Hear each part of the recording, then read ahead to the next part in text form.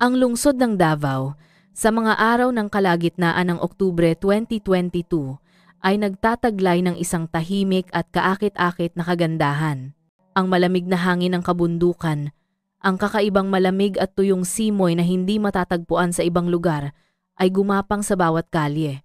Dala ang matapang at malalim na aroma ng bagong rostong kape. Ang buhay sa kabisera ng kape ay patuloy na umaago sa sarili nitong ritmo. Abala sa umagang kalakalan at payapa naman sa paglubog ng araw habang tinatamasa ang matapang na kape.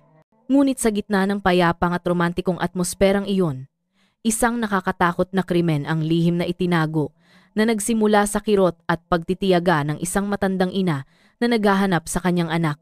Sa himpilan ng Pambansang Pulisya ng Pilipinas, PNP, sa lungsod ng Davao. Isang madilim na hapon, si Aling Elena Reyes, isang babaeng lampas ginapat anyos na may puting buhok at mukhang may malalim na kunot ng paghihirap, ay nag-aatubiling pumasok sa duty room. Nag-iisa siyang dumating, nanginginig ang kamay, na hawak ang isang lumang bag na naglalaman ng kanyang huling pag-asa. Mahigit isang buwan na, wala siyang balita sa kanyang nag-iisang anak na babae, si Maria Reyes, ang 32 taong gulang. Si Police Major Ricardo Rick de la Cruz, ang hepe ng Criminal Investigation and Detection Group, isang lalaking may mataas na noo at matalas na paningin, ang direktang tumanggap sa kaso ni Aling Elena. Habang tinitingnan ng matandang ina na nakaupo sa kanyang harapan, ang mga mata ay namumula at malalim dahil sa pag-aalala at puyat. Alam niya na hindi ito isang simpleng kaso. Nanginginig ang boses ni Aling Elena na may halong hikbi habang inilalahad ang kanyang kwento.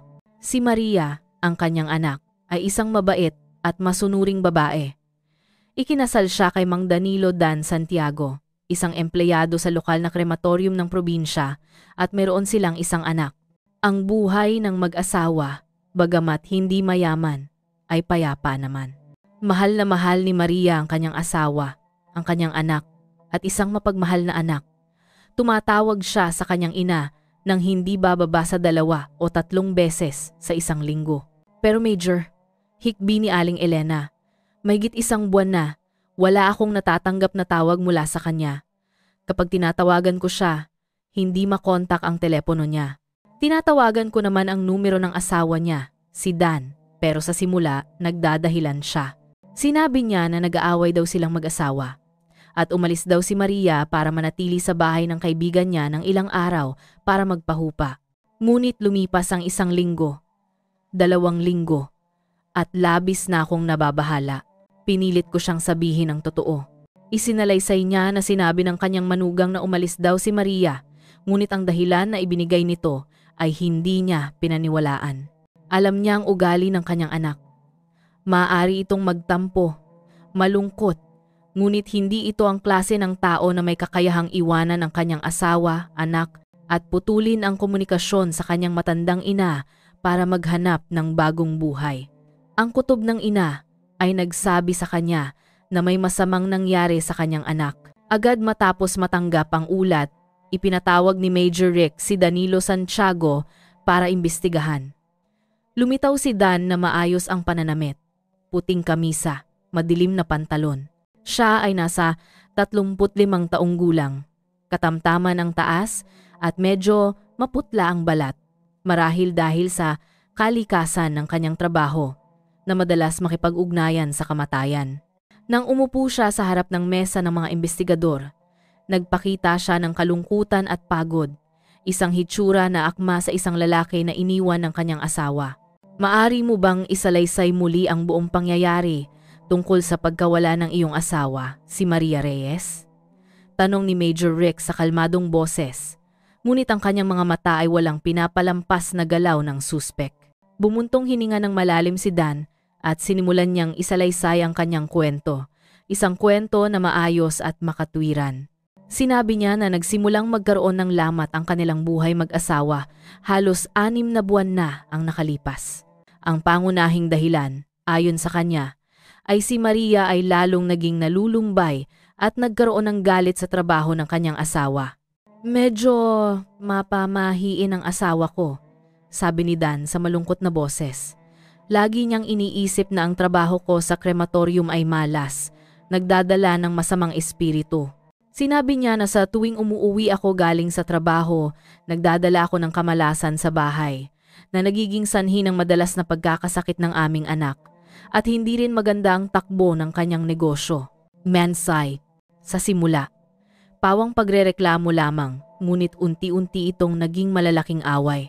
Isinalaysay niya na ang rurok ng kanilang pagtatalo ay noong gabi ng Oktubre 9 matapos ang isang araw ng lugi sa negosyo, umuwi si Maria at ibinuhos ang lahat ng galit niya sa kanyang asawa. Isang malaking away na hindi pa nila naranasan ang naganap. Sa sobrang galit, sumigaw si Maria na hindi na niya kayang tiisin ang buhay na nakakulong, walang pag-asa at punong-puno ng masamang espiritu. Sinabi niya na pupunta siya sa Maynila. Sabi ni Dan, magkadikit ang mga kamay at nakatingin sa mesa. Sinabi niya na maraming pagkakataon doon at maghahanap siya ng bagong buhay. Isang buhay na hindi na iniistorbo ng kamatayan araw-araw. Sinubukan ko siyang kumbinsihin, pero hindi ko nagawa. Desidido na talaga siya. Nang gabing iyon din, nag-impake siya ng ilang damit, personal na gamit at isang maliit na maleta. Bandang 11 ng gabi, umalis siya sa bahay at mula noon wala na akong balita sa kanya. Para lalong maging kapani-paniwala ang kanyang kwento, kusa pang binuksan ni Dan ang kanyang telepono at ipinakita sa mga investigador ang kasaysayan ng kanilang pag-uusap sa Messenger. Totoo nga. Sa huling mga mensahe, may mga linyang ipinadala mula sa account ni Maria na may medyo negatibong nilalaman. Oktubre 6. Pagod na ako sa buhay na ito. Nakakulong walang patutunguhan. Oktubre 7. Minsan gusto ko na lang iwanan ang lahat at lumayo. At ang huling mensahe noong hapon ng Oktubre 9. Kailangan nating mag-usap ng seryoso ngayong gabi. Hindi ko na kaya. Lahat ay tila napakalohikal. Isang asawa na nalulumbay sa kanyang buhay may asawa, na may alitan sa kanyang asawa, ay nagpa siya na umalis. Ang kwento ni Dan, kasama ang mga mensahe sa Messenger bilang ebidensya, ay lumikha ng isang perpektong senaryo. Batay sa paunang pahayag, itinuring ng PNP ng Davao ang kaso bilang isang karaniwang pagkawala. Ang mga hakbang sa pagpapatunay ay isinagawa ayon sa proseso. Isang task force ang pumunta sa lahat ng mga terminal ng bus sa lungsod. Ipinakita ang larawan ni Maria sa mga kumpanya ng bus na bumiyahe mula Davao patungong Maynila, ngunit walang nakakilala sa babae. Ang pag-check sa listahan ng mga pasahero sa pamamagitan ng camera system at mga talaan ay hindi rin nagbigay ng resulta. Isa pang pangkat ng investigasyon ang nakipag-ugnayan sa mga bangko, ngunit walang anumang makabuluhang transaksyon ng pagwi-withdraw o paglilipat ng pera sa account ni Maria sa loob ng mahigit isang buwan. Ito ay medyo taliwas sa teorya na pumunta siya sa Maynila para magsimula ng bagong buhay. Ang mga operatiba ay pumunta rin sa lugar kung saan nakatira ang mag-asawa upang mangalap ng impormasyon. Kinumpirma ng mga kapitbahay na nitong mga nakaraang araw, madalas nilang naririnig ang malakas na pag-aaway ng mag-asawa. Ang detalyeng ito ay tila lalong nagpapatibay sa kwento ni Danilo Santiago. Lahat ng direksyon ng investigasyon ay unti-unting nauwi sa walang patutunguhan, walang bagong lead. Ang kaso ay walang mga palatandaan ng kriminal na pagkakasala.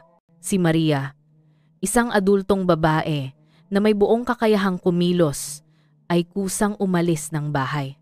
Ayon sa regulasyon, matapos ang isang panahon ng walang saysay na paghahanap, ang kaso ay pansamantalang isinara, na inuri bilang isang pagkawala na hindi malinaw ang dahilan.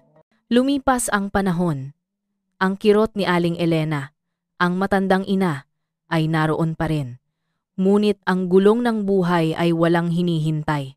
Si Danilo Santiago, matapos ang isang panahon ng pagpapakita ng kalungkutan at pagsisisi sa pag-alis ng kanyang asawa, ay nagsimula ng bumalik sa normal na buhay. At pagkatapos lamang ng halos 2 buwan matapos mawala ang kanyang asawa, nakita siyang hayagang nakikipag-ugnayan. nagpapakita ng malalim na relasyon sa ibang babae. Siya ay si Clarice Lim, isang babaeng kasamahan din sa krematorium. Ang pangyayaring ito ay nagdulot ng bulong-bulungan sa mga kapitbahay na nagsasabing si Dan ay isang walang pusong lalaki na sa pag-alis pa lamang ng kanyang asawa ay agad nang nagkaroon ng bagong kasintahan. Ngunit bukod sa mga chismis na iyon, wala nang ibang magawa. Ang kaso ay tila nalimutan na kung hindi dahil sa pagtitiyaga at matalas na profesional na intuisyon ng isang batang pulis. Si Police Staff Sergeant Mark P. Tan, isang dalubhasa sa Information Technology ng CIDG. Bagamat hindi siya ang pangunahing investigador ng kaso, matapos basahin ang mga talaan, palagi siyang nakakaramdam ng kakaibang bagay, isang hindi maipaliwanag na pagdududa. Maraming gabi siyang nag-isip tungkol dito. Sinubukan niyang ilagay ang sarili sa isip ng biktima. Isang babaeng nalulumbay na umalis ng bahay. Bakit kailangan niyang putulin ang komunikasyon ng ganoon? Maaari nilang patayin ang telepono ngunit lihim pa rin gagamit ng ibang numero upang makipag-ugnayan sa mga pinagkakatiwalaan nilang kamag-anak tulad ng kanilang ina. Ngunit hindi ginawa ni Maria.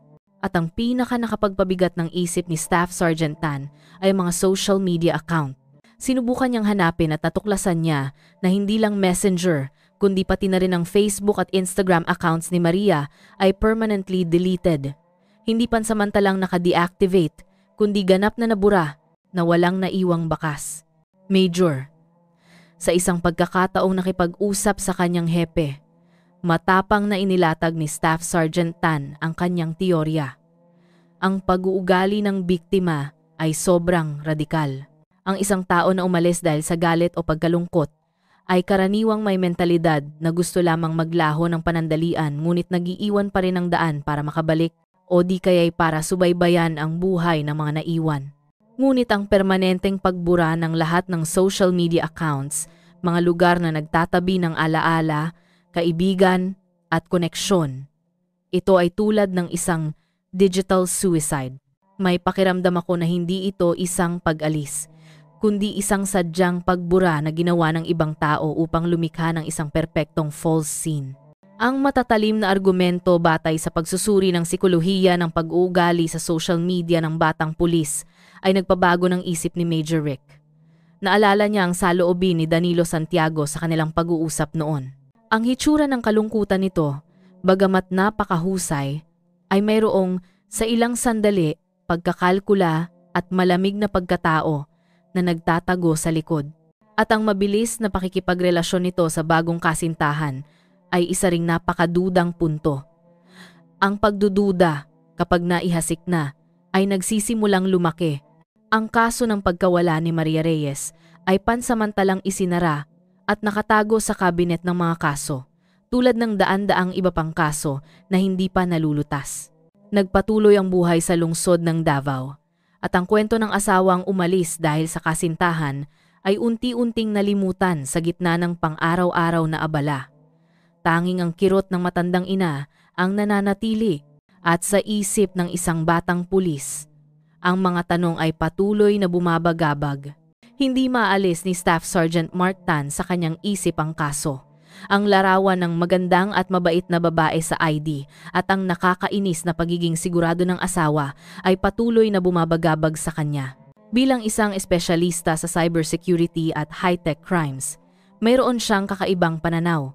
Para sa kanya, bawat social media account ay isang bahagi ng pagkakakilanlan, isang bahagi ng buhay ng tao sa modernong mundo, at ang biglaan at permanenteng pagbura ng buong pagkakakilanlan na iyon ay isang red flag. Maraming gabi siyang ginugol matapos ang trabaho upang muling suriin ang kaso. Gumawa siya ng isang komplikadong mind map na nag-uugnay sa bawat detalye, bawat yugto ng panahon. Nagtalo siya na kung ang isang tao ay talagang nais magsimula ng bagong buhay, maaaring gumawa sila ng bagong account na may ibang pangalan upang makipag-ugnayan sa ilang pinakamalapit na kamag-anak o simpleng upang lihim na subaybayan ang kanilang lumang buhay. Ngunit hindi ginawa ni Maria. Kusa niyang pinutol ang lahat ng koneksyon sa kanyang nakaraan, isang radikal at hindi natural na kilos. Ito ay tulad ng isang tao na sumusubok na punasan ang kanyang mga bakas ng paa sa buhangin, ngunit sa halip na burahin lamang ang bakas ng paa, ay dala rin niya ang buong buhanginan. Sa huli, hindi na niya kayang itago ang mga konklusyon na ito sa kanyang sarili.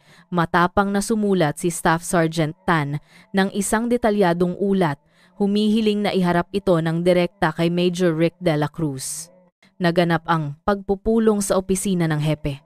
Si Major Rick sa simula ay medyo nagulat sa pagtitiyaga ng kanyang subordinate sa isang kaso na pansamantalang isinara, ngunit pinakinggan pa rin niya ng maingat. "Sir, naniniwala ako na nalampasan natin ang pinakamahalagang leads ng kasong ito," sabi ni Tan sa buong sigla. Lahat tayo ay nailigaw ng kwento ni Danilo Santiago, ngunit kung ganap nating isasantabi ang kanyang pahayag at titingnan lamang ang mga objetibong facts, makikita natin ang ibang larawan. Sinimulan niyang suriin. Una, sa aspetong psikolohikal, ang pagbura ng lahat ng social media ay hindi normal. Hindi ito tulad ng kilos ng isang taong nagtatampo, kundi tulad ng kilos ng ibang tao na sadyang binubura ang pag-iral ng biktima. Pangalawa, sa aspetong pinansyal, umalis si Maria nang hindi nagwi-withdraw ng kahit isang piso mula sa joint account. Ito ay walang kabuluhan kung gusto niyang pumunta sa Maynila para magsimula ng negosyo. Pangatlo, at ito ang pinakamaduda, ay ang relasyon ni Danilo Santiago. Hindi pa nagtatagal na wala ang kanyang asawa, ngunit hayagan na siyang nakikipagrelasyon sa bagong kasintahan. Ang isang asawa na tunay na iniwan ng kanyang asawa, ang kanyang psikolohikal na estado ay dapat na mag-alala, malungkot o di kaya'y galit. Ngunit si Dan ay kalmado at mabilis na nagpatuloy sa buhay. Ang pagmamadali na iyon ay maaaring nagtatago ng isang paglaya. Namgobinan, tabaggobinan, sodabagobinan da. Ang matatalim, lohikal, at napakapani-paniwalang argumento ng batang pulis ay muling nagpatindi sa mga pagdududa na pansamantala lamang natutulog sa puso ni Major Rick. Naalala niya ang mukha ni Dan. Naalala ang kalmado at lamig na nakatago sa likod ng malungkot na hitsura. Alam niya na tama si Staff Sergeant Tan, na labis silang naniwala sa isang handa ng senaryo. "Sige," sabi ni Major Rick matapos ang isang sandali ng pag-iisip. Ang kanyang mga mata ay nagiging matatag. "Sumasang-ayon ako sa iyo. Ang kasong ito ay maraming misteryo, muli nating bubuksan ang special operation. Ngunit sa pagkakataong ito, gagawin natin ito ng lihim." Si Danilo Santiago ay napakapatalino. Anumang pagkakamali ay magpaparamdam sa kanya ng pagdududa at magpapabura sa anumang natitirang bakas kung mayroon man. Lihim na muling sinimula ng operasyon. Sa pagkakataong ito, nagbago ng 180 degrees ang direksyon ng investigasyon. Hindi na si Maria ang itinuturing na nawawala, kundi biktima ng isang murder case. At ang pangunahing suspek ay walang iba kundi ang kanyang asawa, si Danilo Santiago. Lahat ng operasyon ng investigasyon ay ngayon umiikot sa dalawang pangunahing layunin. Patunayan ang ilegal na relasyon ni Dan at hanapin ang paraan ng paggawa ng krimen, gayon din ang lugar kung saan itinapon ang bangkay. Isang piling pangkat ng mga operatiba ang inatasan na patunayan ang relasyon ni Dan at Clarice Lim. Hindi sila direktang lumapit. Sa halip, gumanap sila bilang mga kamag-anak ng mga pamilya na bagong namatayan na pumunta sa krematorium upang ayusin ang mga papeles. Sa ganitong paraan, nagkaroon sila ng pagkakataon na obserbahan, lumapit at makipag-usap sa iba pang empleyado na nagtatrabaho doon. Ang trabaho ay nangangailangan ng kasanayan at pagiging sensitibo. Ang mga operatiba ay kailangang magsimula ng usapan ng natural, mag-udyok ng mga chismis tungkol sa buhay ng mga empleyado, tungkol sa mga relasyon sa loob ng ahensya. At unti-unting nabunyag ang katotohanan sa pamamagitan ng mga usap-usapan na tila walang saysay. Karamihan sa mga empleyado sa krematorium ay kinumpirma na ang relasyon ni Dan at Clarice ay hindi lamang isang simpleng relasyon bilang magkasama. Matagal na silang magkarelasyon, hindi bababa sa 1 taon bago nawala ang asawa ni Dan. Ito ay isang open secret na halos lahat ng nagtatrabaho doon ay alam ngunit walang nagsasabi. Madalas nakikita sina Dan at Clarice na may mga maselang kilos na lampas sa limitasyon kapag walang ibang tao. Madalas silang kumain ng tanghalian ng magkasama. At maraming beses pagkatapos ng trabaho, ang kotse ni Dan ay nakikita na nakaparada malapit sa boarding house ni Clarice. Isang matandang tagalinis pa nga ang nagsalaysay na ilang beses niyang nakita ang dalawa sa staff room sa mga oras na walang tao na may hindi angkop na kilos. Nang mahuli, nagmamadali lang silang naghiwalay at lumayo. Ang impormasyong ito ang nawawalang piraso. Nagbigay ito sa task force ng pinakamahalagang bagay, ang motibo sa paggawa ng krimen. Si Danilo Santiago ay hindi isang walang pusong lalaki. Siya ay isang mangloloko. Meron na siyang malalim na relasyon sa kanyang kasintahan noon pa man. Posibleng ang kasal niya kay Maria ay naging isang pasanin, isang balakid sa kanyang relasyon sa kanyang kasintahan. At upang palayain ang lihim na pag-ibig na iyon, upang malayang makasama si Clarice nang hindi kinakaharap ang diborsyo at komplikadong paghahati ng ari-arian, pinili niya ang pinakamatindi at pinakamarahas na solusyon. Sa command center ng Special Operation, nang ilatag sa mesa ang mga ebidensya ng ilegal na relasyon ni Dan, isang mabigat na katahimikan ang bumalot. Ang larawan ng salarin ay naging mas malinaw kaysa dati. Hindi siya isang nalulungkot na asawa, kundi isang walang awa na mangloloko. Isang taong may sapat na motibo upang patayin ang mismong asawa na kanyang pinagsamahan ng maraming taon. Ngunit ang pinakamalaking tanong, ang pinakamahirap at nakakatakot na tanong ay naroon pa rin.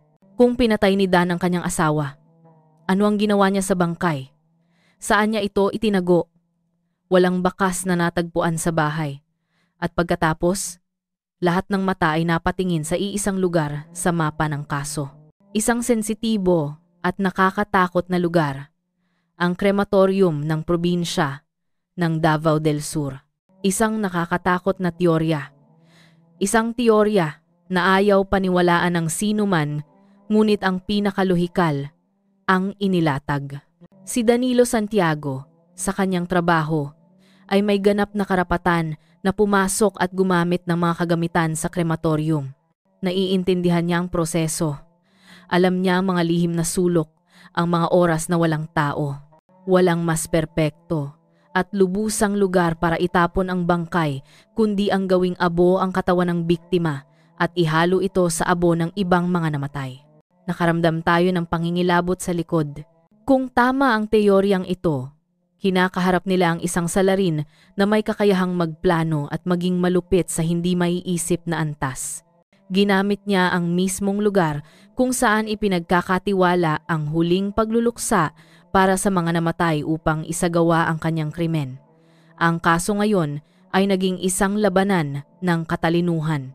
Kailangan nilang makahanap ng ebidensya upang patunayan ang isang krimen na ang lahat ng pisikal na bakas ay maaaring nasunog ng tuluyan ng apoy na mahigit 1,000 gradkos. Ito ay isang halos imposibleng misyon, isang paghahanap ng karayom sa dayami sa pinakatunay na kahulugan. Ang nakakatakot na teorya na ginamit ni Danilo Santiago ang krematorium upang itapon ang bangkay ng kanyang asawa ay nagdulot ng malalim na kalungkutan sa buong Special Operation Team. Kinakaharap nila ang isang halos perpektong senaryo ng krimen. Hindi lamang binura ng salarin ang biktima sa pisikal na paraan, kundi binura rin ang pinangyarihan ng krimen sa pinaka-komprehensibong paraan. Walang bangkay, walang bakas ng pakikipaglaban, walang sandata. Lahat ay tila naging abo. Ang investigasyon ay nauwi sa isang walang katapusang patay na dulo. Ang katahimikan sa command center ng Special Operation ay lalong kumapal, ang presyon ay bumigat sa bawat isa. Alam nila kung sino ang salarin. Alam nila kung ano ang motibo. Ngunit wala silang direktang ebidensya upang mapanagot siya. Si Danilo Santiago, matapos lihim na subaybayan ng mga operatiba, ay nanatiling normal.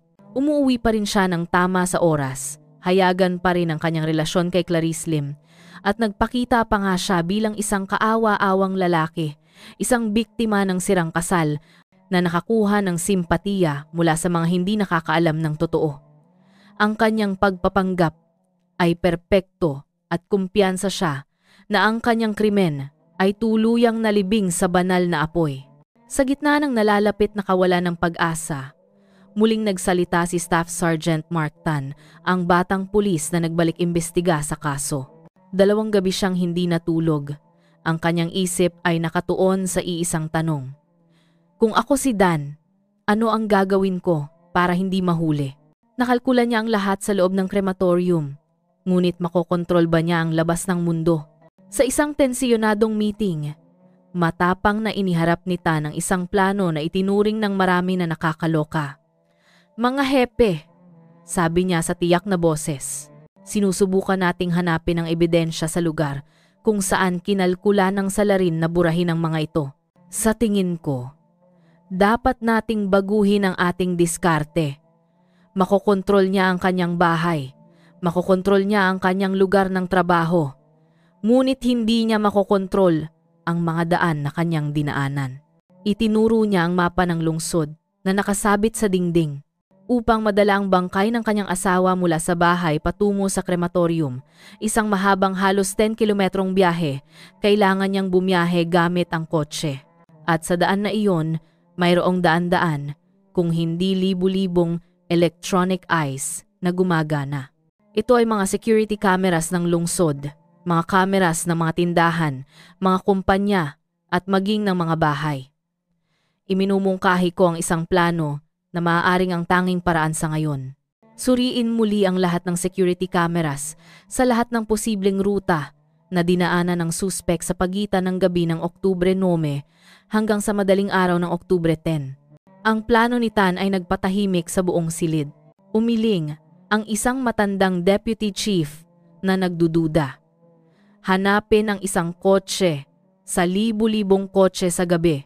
Suriin ang libu-libong oras ng footage mula sa daan-daang kamera na may hindi pare-parehong kalidad ng larawan. Alam mo ba kung gaano karaming pagsisikap at oras ang kailangan dyan? Hindi iyan naiiba sa paghahanap ng karayom sa dayami. Ang tsansa ng tagumpay ay napakababa. Alam kong napakahirap. Matatag na sagot ni Tan. Ngunit ang mababang porsyento ay hindi nangangahulugang 0. Ito ang tanging pagkakataon natin. Kung makakahanap tayo ng kahit isang larawan ng kotse ni Dan na gumagalaw sa kahinahinalang oras na may kahinahinalang bagay sa loob ng kotse, ito ay magiging malaking dagok sa kanyang kumpiyansa at magiging batayan upang ipagpatuloy ang ating laban. Tahimik na nakinig si Major Rick de la Cruz mula sa simula. Nakita niya ang determinasyon at matalas na lohika sa mata ng batang pulis. Alam niya na ito ay isang sugal na magastos sa oras at tao. Ngunit sa ganitong sitwasyon, wala na silang ibang pagpipilian. Minsan, ang malalaking kaso ay nalulutas mula sa mga trabaho na tila walang pag-asa. Sige, sabi ni Major Rick at hinampas ang mesa. Inilabas ang kanyang huling desisyon. Sumasang-ayon ako sa planong ito. Isang espesyal na task force na eksklusibong nakatuon sa pagsusuri ng camera footage ang agad na bubuuin sa direktang pangangasiwa ni Staff Sergeant Tan. Magdadagdag ako ng 10 opisyal mula sa iba pang mga unit upang tumulong. Ano man ang kailangan na kagamitan, ibibigay ko. Sa anumang paraan, kailangan nating hanapin ang karayom na iyon. Opisyal na nagsimula ang operasyon na paghahanap ng karayom sa dayami. Isang malaking silid sa himpilan ng pulisya ang ginamit at ginawang Visual Command Center. Dose-dosenang malalaking monitor ng computer ang inilagay at patuloy na maliwanag sa maghapon at magdamag. Ang mga opisyal at pulis ay hinati sa maraming shifts, sinimula ng isang trabaho na nangangailangan ng labis na pasensya at pagiging metikuloso. Kailangan nilang mangolekta ng datos mula sa daan-daang iba't ibang mapagkukunan. Ang ilang kamera ng lungsod ay may magandang kalidad, ngunit ang ilang kamera ng mga pribadong bahay ay malabo at makitid ang angle. Kailangan nilang manood at manood. Bawat segundo, bawat minuto, nengelibu-libong oras, footage ay paulit-ulit na pinanood. Ang kanilang mga mata ay nakatuon sa monitor na naghahanap ng pamilyar na anino ng isang silver Kia Morning na sasakyan ni Danilo Santiago. Ang unang araw ay lumipas sa kawalan. 12-12 ng ruta ang sinuri ngunit walang resulta. Ang pangalawang araw, pangatlong araw, ang presyon at pagkapagod ay nagsimula ng bumigat sa balikat ng mga pulis. Namumula ang mga mata ng bawat isa. May maitim na bilog. Ang buong silid ay may tunog lamang ng tuloy-tuloy na click ng mouse at mga malalim na buntong hininga. Ang pag-asa ay tila unti-unting nawawala. Ngunit hindi pinayagan ni Staff Sergeant Tan ang kanyang sarili na sumuko. Halos hindi siya natulog. Siya mismo ang muling nanood ng pinakamahalagang footage at pinapalakas ang loob ng kanyang mga kasama. Naniniwala siya na ang salarin, gaano man siya katalino sa pagkalkula, ay hindi maaaring isang multo. Kailangan niyang mag-iwan ng bakas. At pagkatapos, malapit sa hating gabi ng ika-4 na araw, isang mahinang sigaw ang nagpabagsak sa nakakapagod na katahimikan ng buong silid. "Hinto! Balik mo ang segment na yan!" Sigaw ng isang batang investigador. Ang kanyang mga mata ay nakatuon sa isang monitor. Agad na nagtipon ang lahat doon. Ang video clip ay ipinasa. Ito ay nakuha mula sa security camera ng isang coffee processing plant na matatagpuan sa isang maliit at hindi gaanong mataong daan sa likod mismo ng krematorium.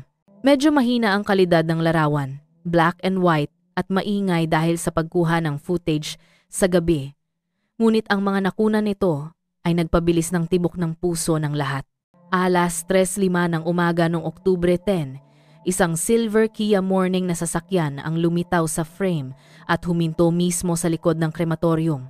Bagamat hindi malinaw na makita ang plate number, ang model at kulay ng sasakyan ay eksaktong tugma. Bumukas ang pinto ng sasakyan. Bumaba ang isang lalaki. Ang kanyang figura ay eksaktong kapareho ni Danilo Santiago.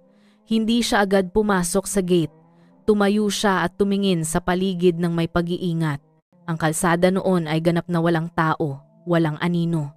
Nang makatiyak na ligtas, binuksan niya ang likod na pinto ng sasakyan at pagkatapos, isang madilim at kaduda-dudang tanawin ang lumitaw. Nahihirapan siya.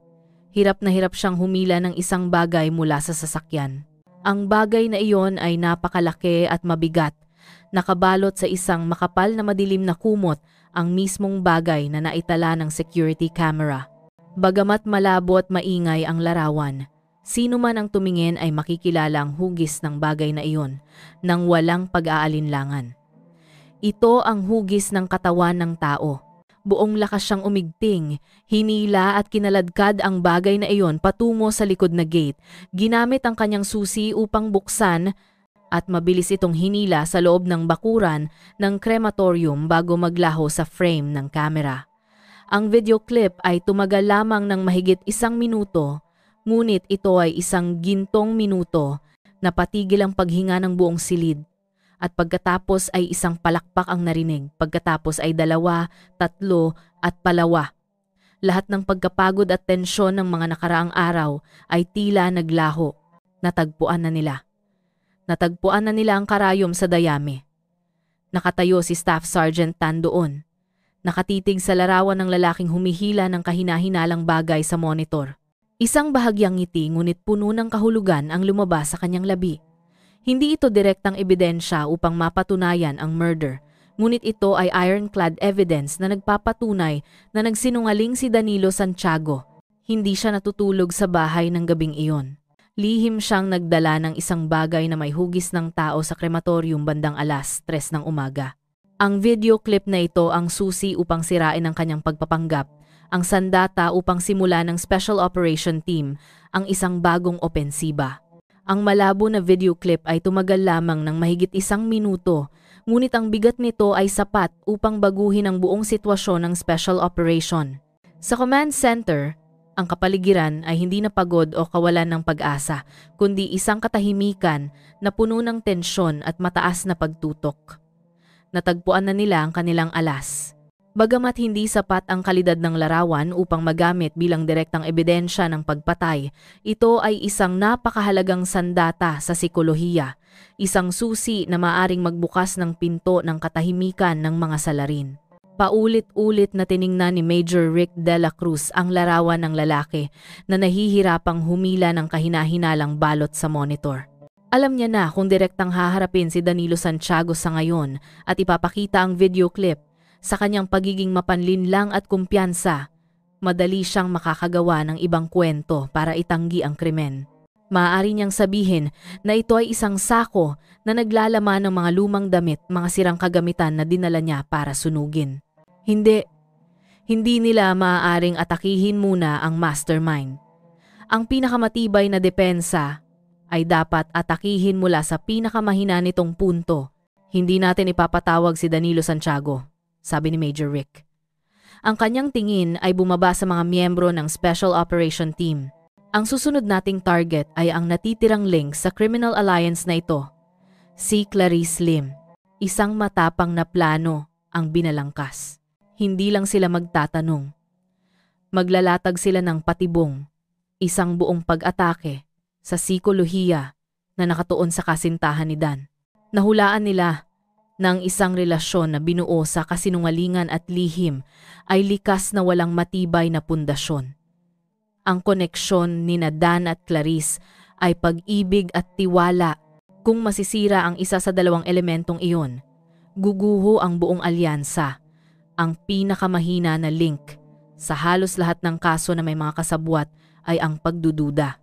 Kinabukasan ng umaga, isang subpina ang ipinadala mismo sa lugar ng trabaho ni Clarice Lim. Nang matanggap ang subpina, medyo nag-alala si Clarice ngunit nanatiling kalmado.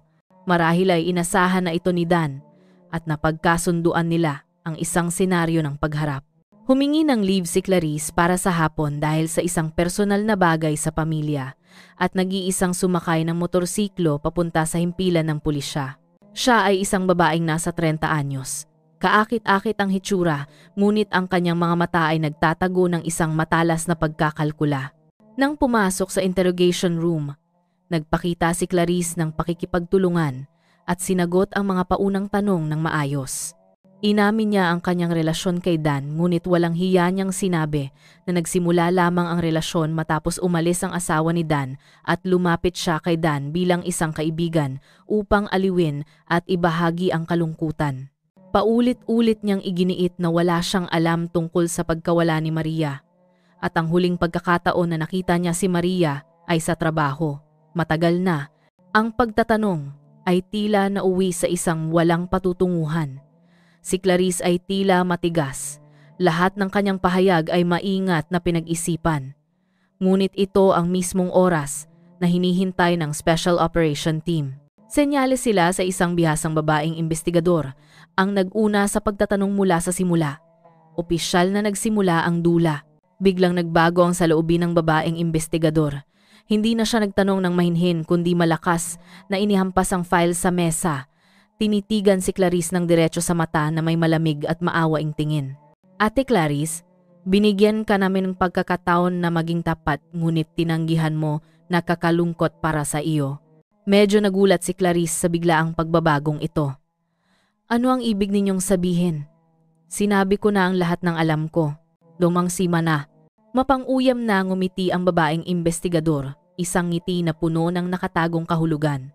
Alam mo ba kung nasaan si Danilo Santiago? Dinakip namin siya kagabi at isiniwalat na niya ang lahat. Ang pangungusap na iyon ay parang kidlat na tumama sa isip ni Clarice. Namutla ang kanyang mukha. Hindi maaaring. Si Dan ay dinakip. Bakit? Tumaas ang kilay ng babaeng investigador. Dahil pinatay niya ang kanyang asawa at isiniwalat niya na ang buong plano ay ikaw ang nagplano. Na ikaw ang nag-udyok sa kanya na gawin ito upang palayain ang inyong relasyon, na ikaw ang galit kay Maria. Itinuring mo siya bilang balakid sa inyong daan. Ang unang psychological bullet ay binaril. Nagsimulang magpanik si Clarice, paulit-ulit siyang umiling. Hindi ako! Wala akong kinalaman! Nagsisinungaling siya! Namangko, kanta. Nagsisinungaling siya? Patuloy na umatake ang babaeng investigador, hindi binibigyan ng pagkakataon ang suspect na mag-isip. Isiniwalat din niya na ikaw ang naghanap at nagbigay sa kanya ng isang napakalakas na pampatulog upang lasunin si Maria. Sinabi niya na siya ay tagapagpatupad lamang at ikaw ang mastermind sa likod ng lahat.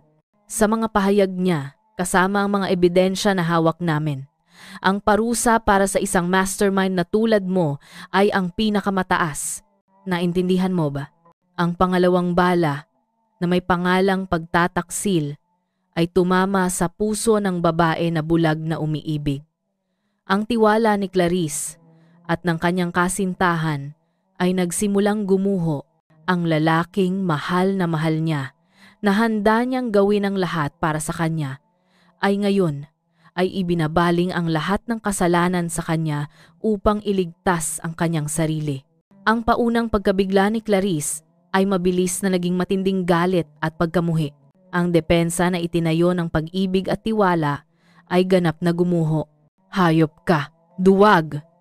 Sigaw ni Clarice, nagsimulang umagos ang luha. Paano niya nasabi iyon? Despicable! Ganap na siyang nahulog sa bitag.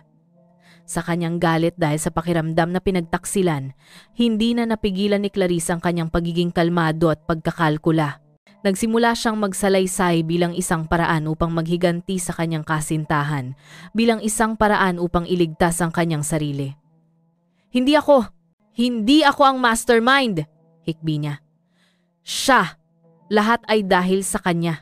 At pagkatapos, sa gitna ng kanyang mga hikbi, isiniwalat ni Clarice Lim ang buong katotohanan.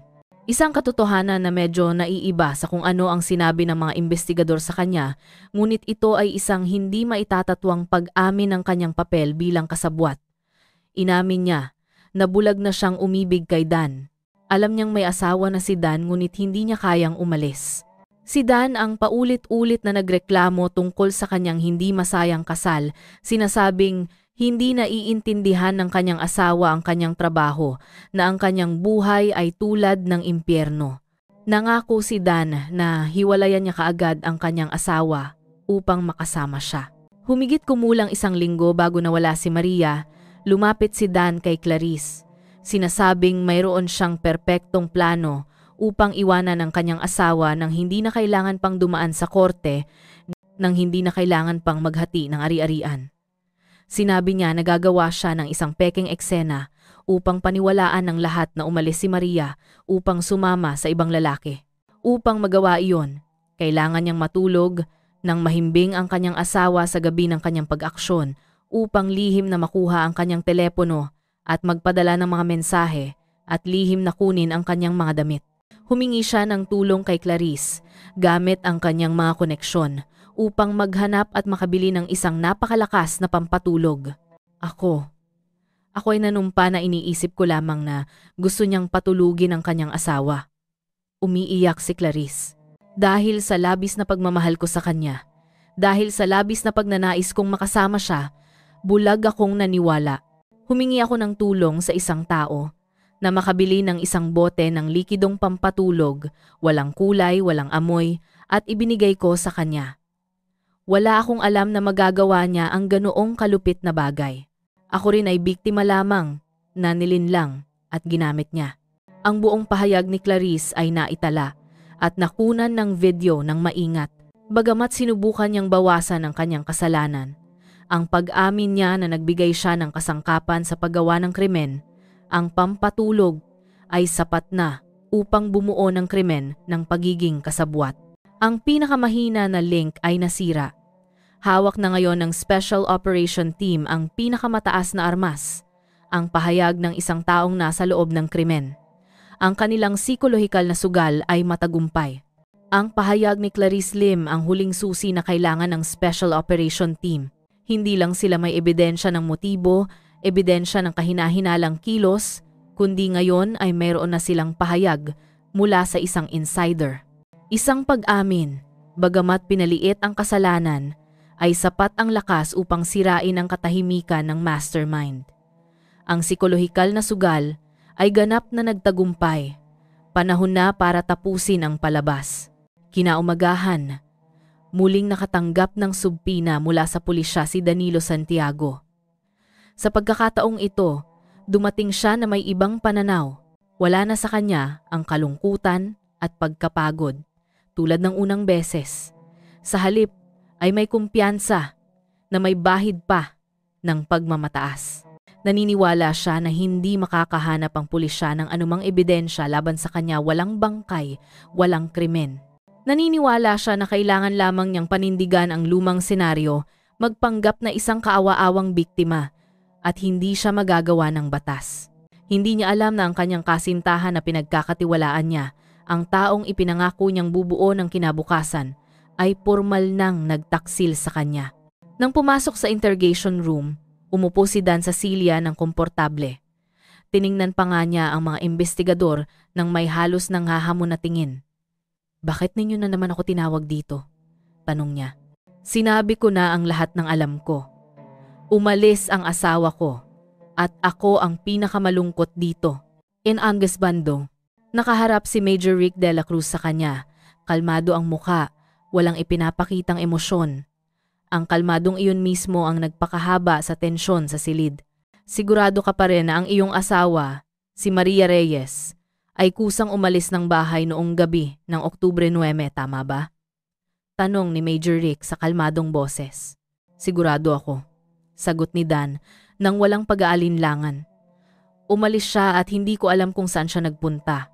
Bahagyang tumango si Major Rick at sinenyasan si Staff Sergeant Tan. "Kung gayon, pakipanood mo ang video clip na ito." Sa malaking monitor na nakasabit sa dingding, nagsimulang ipalabas ang isang black and white, grainy video clip. Ito ang video clip na nakuha mula sa security camera ng factory. Ang larawan ng silver Kia Morning, ang larawan ng isang lalaki na eksaktong kapareho ni Dan, at ang larawan ng lalaking nahihirapang humila ng malaking bagay na nakabalot sa kumot papunta sa bakuran ng krematorium. Bandang 3:00 ng umaga ay malinaw na nakita. Ang kumpiyansang mukha ni Danilo Santiago ay nagsimulang magbago. Bahagya siyang kumunot ang noo, bahagyang umabante. Ang kanyang mga mata ay nakatuon sa monitor, ngunit mabilis niyang nakuha ang kanyang kalmado. Isang mapang-uyam na ngiti ang lumabas sa kanyang labi. Ito," sabi niya. Bahagyang alanganin ang boses, ngunit pinilit pa ring magpakita ng kaswal na tono. "Oo, ako yan. Pero ano ang meron?" "Naglilinis kami noon sa bahay. Meron kaming ilang lumang gamit, sirang kumot. Ayaw kong itapon sa pampublikong tambakan kaya dinala ko sa opisina para sunugin na lang. May mali ba doon?" Handa na ang kanyang counter senaryo. Ang paliwanag ay tila makatwiran. Ang malabong video clip ay hindi makapagpapatunay na bangkay ang balot na iyon. Naniniwala siya na hawak pa rin niya ang kontrol. Mukhang hindi nagulat si Major Rick sa pagtanggi ni Dan sa krimen. Tahimik lamang siyang naghintay hanggang matapos ang video clip at muli siyang senyasan si Staff Sergeant Tan. "Kung gayon, kung sinabi mo iyan," sabi ni Major Rick, kalmado pa rin ang kanyang boses. "Pakipakinggan mo rin ang audio recording na ito." Isang click ang narinig at pagkatapos, mula sa speaker na nakalagay sa mesa, isang pamilyar na boses ang narinig. Isang boses na hindi inakala ni Danilo Santiago na maririnig niya sa ganitong sitwasyon. Ito ang boses ni Clarice Lim. Ang mga hikbi na may halong galit ay umalingaw-ngaw sa buong silid. Hindi ako ang mastermind! Siya! Lahat ay dahil sa kanya!" Sinabi niya na gagawa siya ng pekeng eksena. "Humingi siya ng tulong sa akin para bumili ng pampatulog. Sumpa ko, iniisip ko lang na gusto niyang patulugin ang kanyang asawa. Wala akong alam na magagawa niya ang ganoong kalupit na bagay." Nagpatuloy ang recording. Bawat salita, bawat letra ni Clarice, kahit na sinusubukan niyang isisi at bawasan ang kanyang kasalanan, ay ang matalim na patalim na tumusok sa puso ni Dan. Naglantad ng buong plano at kasinungalingan nito. Nanigas ang mukha ni Danilo Santiago, nanlaki ang kanyang mga mata na nakatitig sa voice recorder na parang ito ay isang halimaw. Ang kanyang kumpiyansa, ang kanyang pagmamataas ay agad na naglaho. Hindi siya makapaniwala sa kanyang naririnig. Clarice. Bakit si Clarice? Ang kasintahan na mahal niya, ang taong pinaplano niyang patayin ang kanyang asawa para makasama, ay ngayon ay narito na, nagbubunyag sa kanya. Ang pagtataksil isang pakiramdam na ibinigay niya sa kanyang asawa ay ngayon ay bumabalik upang patumbahin siya sa pinakamasakit at kahiyahiyang paraan. ang kanyang mundo na binuo sa isang perpektong krimen at isang magandang kinabukasan kasama ang kanyang kasintahan ay gumuho ng lubusan sa sandaling iyon. Nang matapos ang recording, ang silid ay binalutan ng ganap na katahimikan. Walang galaw na nakaupo si Danilo Santiago. Namumutla ang mukha, walang dugo. Hindi na siya sumubok pang tumanggi. Alam niya na tapos na ang lahat. Lahat ng kanyang kalkulasyon, lahat ng kanyang masusing plano, ay sa huli ay nasira ng mismong link na pinagkakatiwalaan niya. Yumuko siya sa mesa. Nanginginig ang mga balikat, walang iyak, walang sigaw. Tanging katahimikan ng isang ganap na talunan. Mayroon ka pa bang sasabihin? Tanong ni Major Rick. Ang kanyang boses ay sa unang pagkakataon ay bahagyang mahigpit. Umiling si Danilo Santiago sa katahimikan. Pagkatapos ay tumingin siya sa mga investigador na may walang laman at walang pakiramdam na mga mata. Inaamin ko ang aking kasalanan. Ang dalawang salitang iyon ay lumabas ng hirap na hirap. Garalgal na parang isang walang kondisyong pagsuko. Ang demonyo. Matapos magtago ng maraming araw sa ilalim ng maskara ng isang kaawa-awang asawa, ay sa huli ay kailangang yumuko. Ang labanan ng katalinuhan ay natapos na. Ang Special Operation Team ay nagtagumpay. Ngunit sa kanilang harapan ay isang mas nakakatakot na katotohanan ang naghihintay na ibunyag mula mismo sa bibig ng salarin. Ang pag-amin ay lumabas. Ang huling matibay na depensa ni Danilo Santiago ay gumuho. Ang hangin sa interrogation room ay kumapal. Tanging ang mabigat na katahimikan at ang humihingal na paghinga ng talunan ang naroon. Hindi nagmamadali si Major Rick de la Cruz. Binigyan niya si Dan ng sandali upang harapin ang katotohanan na tapos na ang lahat. Pagkatapos ng matagal na paghihintay, nang medyo kumalma na si Dan, formal na nagsimula ang pagtatanong. Ngunit sa pagkakataong ito, hindi na ito isang labanan ng katalinuhan, kundi isang pagtatala ng krimen mula mismo sa bibig ng nagkasala at nagsalaysay si Dan. Isinalaysay niya ng malinaw, detalyado, na may nakakatakot na lamig, na tila nag-uulat lang siya ng isang trabaho na kanyang natapos. Inamin niya na ang pagmamahal niya sa kanyang asawa, si Maria Reyes, ay matagal nang patay. Ang walang katapusang pag-aaway, ang kawalang kasiyahan ng kanyang asawa sa kanyang trabaho ay unti-unting pumawi sa lahat ng pagmamahal ng mag-asawa. At pagkatapos ay lumitaw si Clarice Lim. Ang pagiging sariwa, simpatiya, at maging ang pagiging matapang ni Clarice ay nagtulak sa kanya sa isang lihim na relasyon tulad ng isang gamo-gamo sa apoy. Obsessed siya kay Clarice, nagnanais na makasama niya ng hayagan. Kung gayon, bakit hindi ka nagdiborsyo? Tanong ng isang investigador. Ngumisi si Dan, isang mapait at makalkulang ngiti. Diborsyo? Ano ang mapapala ko sa diborsyo? Ang bahay na tinitirhan namin ay conjugal property. Ang sari-sari store ni Maria ay binuuri naming mag-asawa. Ang diborsyo ay nangangahulugan na kailangan kong hatiin sa kanya ang kalahati o higit pa, mawawalan ako ng lahat. Hindi ko matatanggap iyon. Gusto kong magkaroon ng lahat si Clarice at ang mga ari-arian. 1. Ang kasakiman at pagkamakasarili ang nagpabago sa kanya mula sa isang mangloloko tungo sa isang mamamatay tao. Hindi niya gustong lutasin ang problema. Gusto niyang burahin ang problema. At ang kanyang problema ay ang kanyang asawa. Isang detalyadong plano, isang perpektong krimen ang nabuo sa kanyang isip. Isang plano na ginamit ang kanyang trabaho, ang kanyang kaalaman tungkol sa kanyang lugar ng trabaho, ang krematorium. Maraming linggo siyang gumugol sa pagpaplano. Kinakalkulan niya ang bawat maliit na detalye. Alam niya ang schedule ng trabaho ng kanyang mga kasamahan, alam niya kung saan ang mga security camera, kung aling angle ang blind spot. Alam niya kung aling krematorium ang hindi gaanong ginagamit. At ang proseso ng pagpapatakbo nito ay alam na alam niya. Maingat din siyang gumawa ng mga peking mensahe sa messenger. Lihim na kinuha ang telepono ng kanyang asawa at siya mismo ang nagpadala sa kanyang sarili ng mga mensahe ng pagkadismaya at pagkalungkot upang lumikha ng peking ebidensya para sa senaryo na umalis ang kanyang asawa sa bandang huli. At pagkatapos, Nagpasya siyang kumilos noong gabi ng Oktubre 9 nang sigurado siyang maraming cremation schedules ang nakarehistro kinabukasan na nagbibigay ng paborableng kondisyon para sa kanyang huling plano ng pagtatago ng bangkay. Noong gabing iyon, matapos ang pag-aaway na siya mismo ang nagsimula, nagkunwari siyang nakikipagbati. Pumasok siya sa kusina, gumawa ng isang basong orange juice at sinabing para inumin nilang mag-asawa upang humupa ang tensyon. Si Maria, marahil ay walang anumang pagdududa, ay naniwala pa rin sa pagsisisi ng kanyang asawa. Hindi niya alam na sa orange juice na iyon, hinalo niya ang buong bote ng napakalakas na pampatulog na ibinigay ni Clarice Lim. Uminom siya at sinabi niyang medyo nahilo siya. Kwento ni Dan, kalmado pa rin ang boses, walang emosyon. Pumasok siya sa kwarto muna, naghintay ako sa labas. Pagkalipas ng halos kalahating oras, pumasok ako para tignan at tulog na siya. Ano mo, Shua? Ngunit ang pagpapatulog lamang sa kanyang asawa ay hindi sapat. Kailangan niyang mamatay talaga ang kanyang asawa.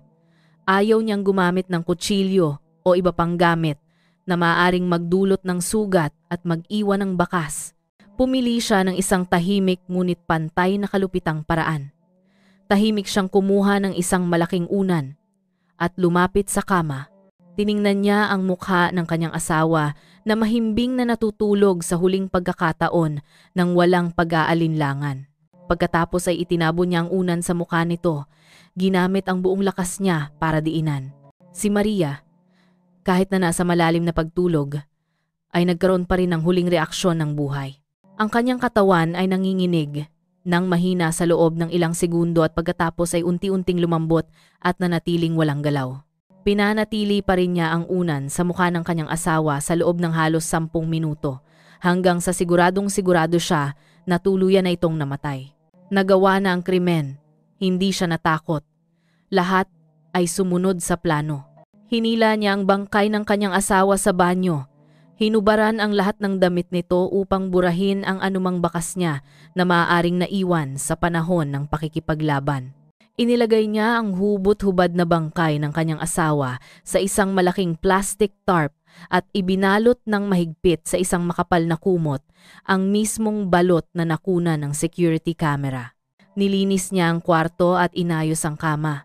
Pagkatapos ay tahimik siyang umupo sa living room, nagpahinga at nanigarilyo. Naghintay siya hanggang alas 3 ng umaga.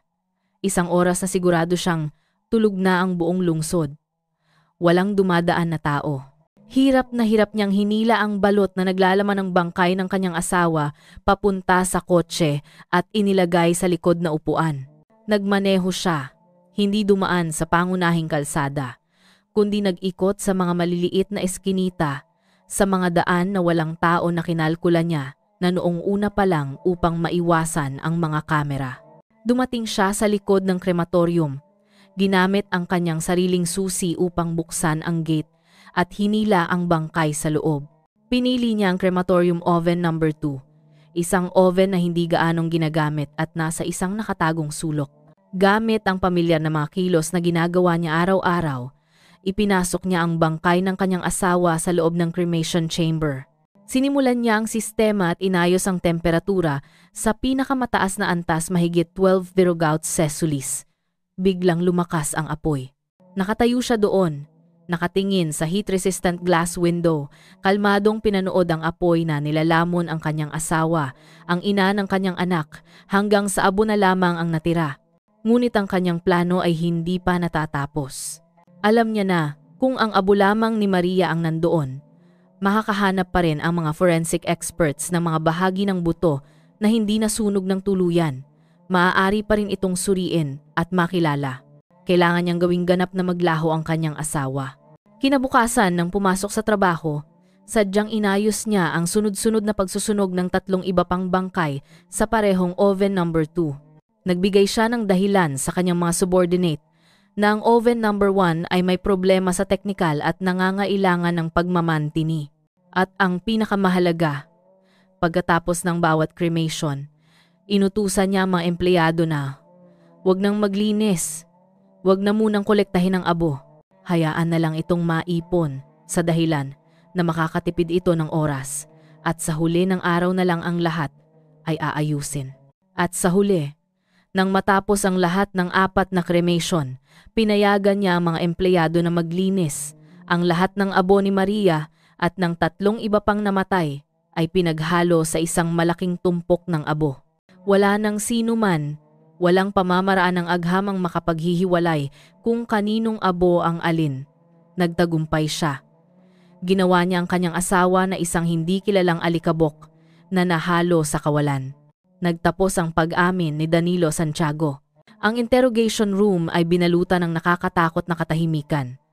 Ang mga investigador ay nakaupo doon, nakatingin sa lalaking nasa kanilang harapan, hindi ng galit kundi ng sukdulang pandidiri. Nakaharap na sila sa maraming salarin, ngunit ang isang taong may kakayahang magplano at isagawa ang kanyang krimen ng walang awa, malupit at walang puso sa ganitong antas ay tunay na bihira. Hindi lang siya pumatay. Niyapakan niya ang kahulugan ng buhay at kamatayan. Ang pag-amin ni Danilo Santiago ay naglagay ng tuldok sa investigasyon, ngunit nagbukas ng isang kabanata ng trahedya at galit para sa buong lipunan. Nang ilabas ang mga detalye ng kaso, kumalat ang alon ng pagkatakot at pandidiri sa buong bansa. Hindi makapaniwala ang mga tao na ang isang empleyado ng krematorium na araw-araw ay gumagawa ng trabaho ng paghahatid sa mga namatay sa abo ay gagamitin ang kanyang kaalaman at posisyon upang isagawa ang isang ganoong kalupit na krimen. Ang pagpatay sa asawa, pagtatapon ng bangkay sa pamamagitan ng crematorium oven at paghahalo ng abo ay lumampas sa lahat ng limitasyon ng krimen na nagpabago kay Danilo Santiago mula sa isang suspek tungo sa sagisag ng demonyo sa mata ng publiko. Ilang buwan matapos, dinala ng Regional Trial Court ng Davao del Sur ang kaso para sa paunang paglilitis. Ang paglilitis ay nakakuha ng espesyal na atensyon mula sa media at daan-daang tao. Mahigpit ang seguridad mula pa sa simula. Pumunta ang mga tao doon hindi lamang dahil sa pag-usyoso kundi dahil sa matinding galit. Gusto nilang saksihan ng personal ang 2 salarin na haharap sa hatol ng hustisya. Sa courtroom, bumigat ang hangin. Sina Danilo Santiago at Clarice Lim ay dinala sa dock. Mukhang bangkay si Dan, payat na payat, malalim ang mga mata at walang pakiramdam, nakayuko ang ulo sa buong paglilitis. Sa tabi niya, si Clarice Lim ay patuloy na nanginginig, bumuhos ang luha. Ang babaeng naligaw dahil sa bulag na pag-ibig ay ngayon lamang naramdaman ang halaga ng kanyang pagiging hangal. Binasa ang sakdal. Bawat salita ay parang martilyo na naglalantad sa buong malupit na plano at hindi makataong kilos ng mga akusado. Tahimik ang buong bulwagan. Sa unang hanay na nakalaan para sa pamilya ng biktima, si Aling Elena Reyes, ang matandang ina ng biktima, ay nakaupo doon. Nakayuko ang likod, mahigpit na hawak ang larawan ng kanyang anak. Hindi siya umiiyak. Ang kanyang kirot ay tila naging bato. Sa mga ebidensya na hindi maitatanggi, mula sa videoclip, pahayag ng kasabwat, hanggang sa pag-amin mismo ng salarin, mabilis na natapos ang paglilitis. Walang pagtanggi si Danilo Santiago sa krimen. Inamin niya ang lahat ng nakasaad sa sakdal.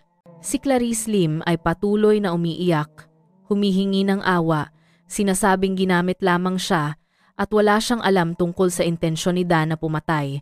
Ngunit ang kanyang pagbibigay ng kasangkapan sa paggawa ng krimen ay isang katotohanan na hindi mababago. Ang nakapagpabigat ng loob at nakakatakot na sandali ay nang imbitahan si Aling Elena na magsalita. Ang matandang ina, sa tulong ng isang kamag-anak, ay nanginginig na lumapit sa harap ng korte. Hindi niya tiningnan ang 2 akusado. Tiningnan niya ng diretso ang larawan ng kanyang anak. Ang kanyang boses ay mahina ngunit naglalaman ng walang hanggang kirot. Mahal na hukom, sabi niya. Nanginginig ang boses. Ang anak ko, si Maria, ay isang mabait na anak. Mula pagkabata hanggang pagtanda, wala siyang ginawang mali. Ang tanging kasalanan niya ay nagkamali siya ng pinagkatiwala ang asawa. Ang taong mahal na mahal at inaalagaan niya ay walang awang kinuha ang kanyang buhay. Huminto siya, huminga ng malalim upang pigilan ang mga luha. Nang mawala ang anak ko, araw-gabi akong nagdasal. Umaasa lamang na buhay pa siya. Ngunit ngayon, ang katotohanan ay mas malupit pa sa kamatayan. Hindi lang pinatay ng demonyo na ito ang anak ko. Kinuha rin niya ang karapatan ng anak ko na makapagpahinga ng payapa. Ginawa niya ang anak ko na isang hindi kilalang tumpok ng abo na nahalo sa mga estranghero. Hanggang ngayon, wala pa rin akong labi ng aking anak upang sambahin, walang libingan upang sindihan ng insenso. Ang kirot na ito, mahal na hukom. Ang kirot ng isang inang nawalan ng anak ngunit hindi makahanap ng kahit isang piraso ng buto. Paano namin ito mabubuhay? Ang mga salita ni Aling Elena ay nagpaiyak sa buong bulwagan. Ang kanyang kirot ay ang kirot ng lahat ng magulang. Kinundena nito ang krimen ni Dan ng mas matindi kaysa sa anumang sakdal. Matapos ang pagtatalo, inilabas ng Judicial Council ang huling hatol. Ang presiding judge, sa isang mahigpit at galit na boses, ay ipinahayag na ang kilos ng mga akusado ay labis na brutal, malupit at nagpapakita ng sukdulang pagbagsak ng moralidad. Partikular, si akusado Danilo Santiago ay nagsamantala sa banal na lugar ng kanyang trabaho upang itago ang kanyang krimen. Niyapakan ang kirot ng namatay at ang tiwala ng lipunan. Ang krimen na iyon ay kailangang parusahan ng pinakamahigpit na sentensiya. Ipinahayag ng korte ang hatol. Si akusado Danilo Santiago bilang mastermind at direktang nagpatupad ng pagpatay at pagtatapon ng bangkay sa isang masalimuot at malupit na paraan ay sinentensiyahan ng pinakamataas na parusa, death penalty para sa krimen ng pagpatay. Si akusado Clarice Lim bilang isang aktibong kasabwat na nagbigay ng kasangkapan sa paggawa ng krimen sa Salarin, ay sinentensiyahan ng 20 taong pagkakakulong para sa krimen ng pagpatay. Ang hatol ay ipinahayag sa katahimikan. Sa huli, natupad ang hustisya, ngunit hindi nito maibabalik ang ngiti sa mga naiwan. Ang kaso ay natapos na. Sina Danilo Santiago at Clarice Lim ay nagbayad na para sa kanilang krimen. Ngunit ang trahedya na kanilang iniwan ay nanatili pa rin. Isang matandang ina ang nawalan ng nag-iisang anak na babae, isang bata ang nawalan ng ina at may ama na isang death row inmate, isang malabong kinabukasan. Ang kaso ng crematorium ay mananatili magpakailanman bilang isa sa mga pinaka-nakakatakot na kaso. Isang nakakapanindig balahibong aral tungkol sa kasakiman, pagkamakasarili, at sukdulang kalupitan ng tao. Kapag ang pagkatao ay ganap na nabulag, ito ay isang permanenteng peklat sa puso ng payapang lungsod sa kabundukan. Isang paalala na minsan, ang impyerno ay hindi malayo. Maaari itong likhain ng mga taong nabubuhay sa ating paligid, sa mga lugar na hindi natin kailanman inaasahan.